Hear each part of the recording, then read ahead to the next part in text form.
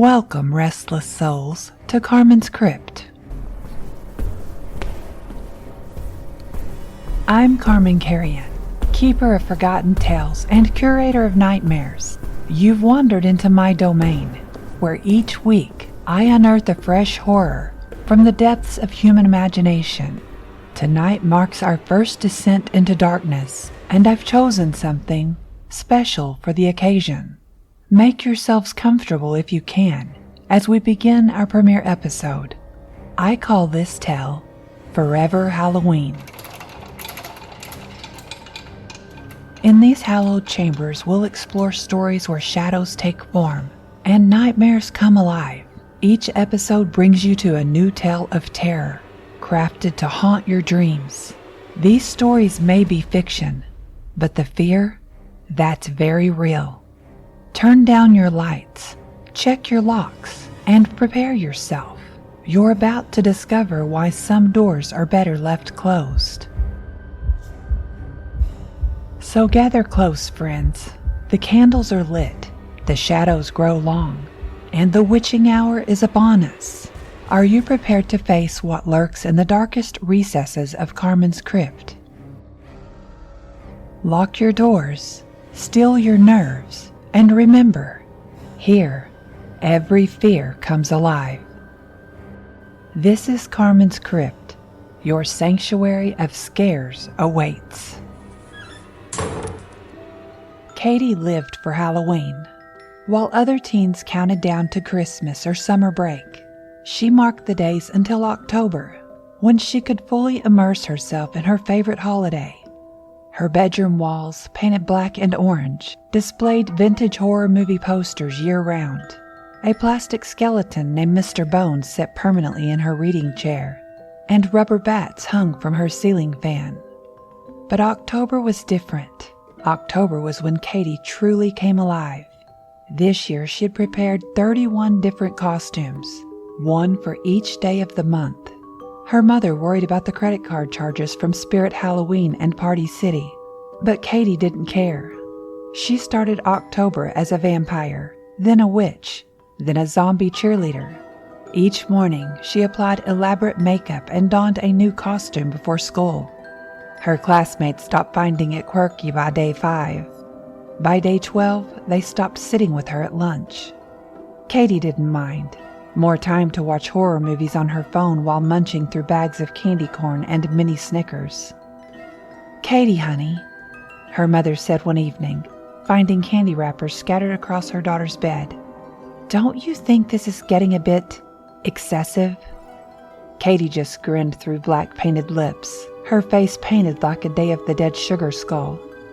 "There's no such thing as too much Halloween, Mom." But there was. By October 30th, Katie had watched 73 horror movies, consumed 42 bags of assorted candy, and worn 30 different costumes.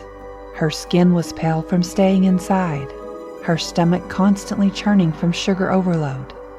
That night, she fell asleep watching Halloween for the 5th time that month. Half-eaten Twix bars scattered across her bed. She woke to darkness. Not the familiar darkness of her bedroom, with its gentle glow of pumpkin-shaped string lights, but a thick, suffocating blackness. The air felt different, heavy, like breathing through cotton candy gone stale. Katie reached for her phone, but her hand found only rough, splintered wood. She was in a coffin. Panic seized her chest as she pushed against the lid. It gave way easily, too easily, and she set up to find herself in a graveyard. But not just any graveyard. She recognized the tombstones from every horror movie she'd binged that month, all impossibly existing in the same place. Freddy Krueger's victims' graves beside the pet cemetery, Michael Myers' sister's headstone next to the Overlook Hotel's topiary garden. "Welcome home, Katie." The voice echoed all around her, sickeningly sweet like melted Halloween chocolate left too long in the sun. Katie scrambled out of the coffin, her feet sinking into earth that felt more like congealed candy than soil. "Who's there?" she called out, her voice trembling. "You wanted Halloween forever, didn't you?" The voice giggled, and the sound reminded her of breaking bones. "Now you have it." Figures emerged from behind the tombstones. Every monster, every killer, every creature she had watched on her screen that month. But they weren't quite right. Jason's hockey mask appeared to be made of hardened candy corn. Michael Myers' coveralls dripped with something that looked like liquefied Tootsie Rolls. Freddy's claws were sharp, twisted candy canes. "This isn't real," Katie whispered, backing away. "I'm dreaming. Too much sugar before bed." "Oh, but it's real," the voice sang. "You consumed us, Katie. Movie after movie, sweet after sweet, and now we're consuming you." The ground beneath her feet began to soften, and Katie realized with horror that it wasn't dirt at all.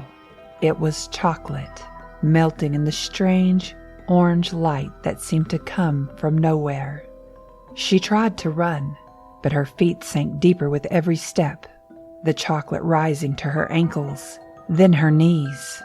The candy-twisted monsters approached, their movements jerky like stop-motion animation gone wrong.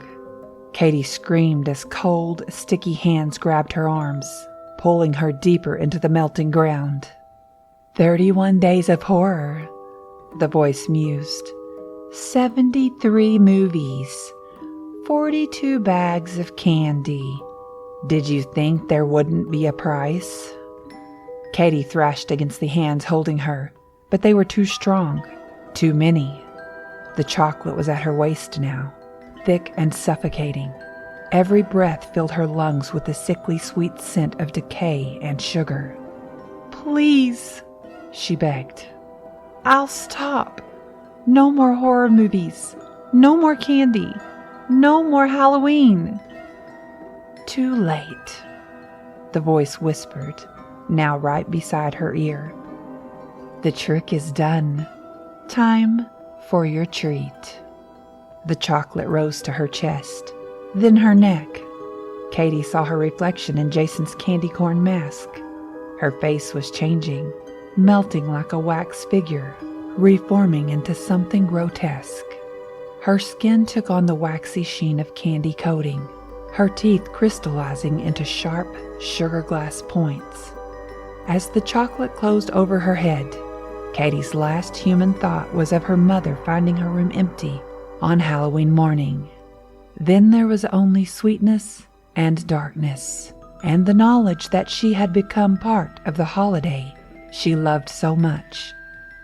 Now, they say, if you watch too many horror movies in October, if you eat too much Halloween candy and lose yourself in the spirit of the season, you might hear Katie's voice, sweet as candy corn and sharp as broken glass, whispering, "There's no such thing as too much Halloween."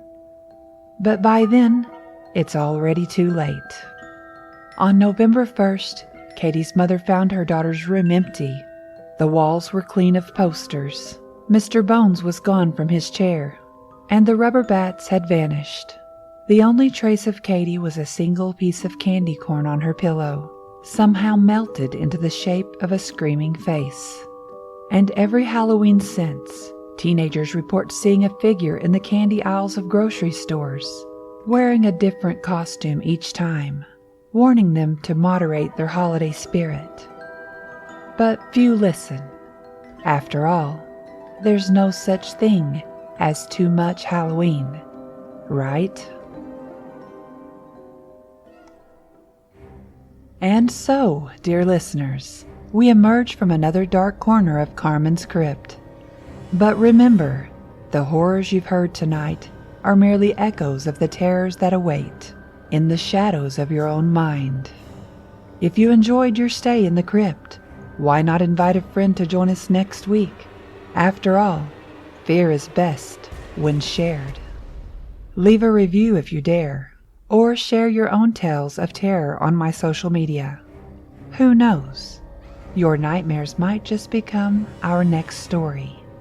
Until next time, Keep checking under your bed, and remember, in Carman's crypt, every fear comes alive, and no one is truly safe. Sweet dreams, if you can still sleep at all.